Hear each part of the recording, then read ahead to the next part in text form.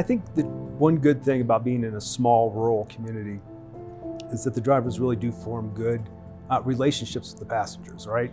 So there's a lot of direct communication between a driver and a passenger, and I think that goes a long way.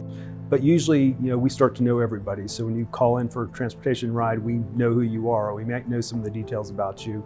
You may have a preferred driver. Sometimes drivers and passengers communicate directly, which can be great. So I think really forming those types of relationships in our area helps provide maybe an extra layer of service that sometimes may not get in a more urban, dense setting. We package up, for the most part, a turnkey business and then get drivers to take part in that. And so that also lends drivers to be a lot more entrepreneurial.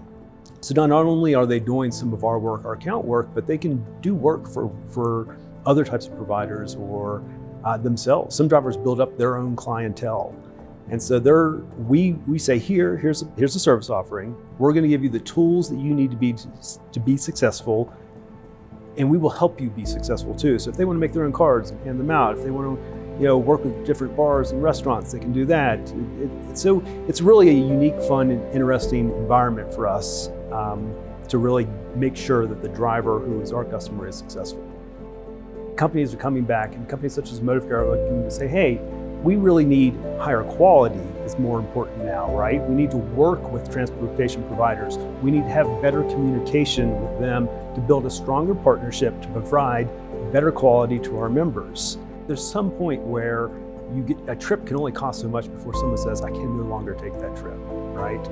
And so we have to be creative in figuring out, how do we take these higher costs, how do we work with our partners such as Motive Care or other partners, and come up with solutions that we can solve so we can deal with these higher costs, still provide a good level of service for all the stakeholders involved.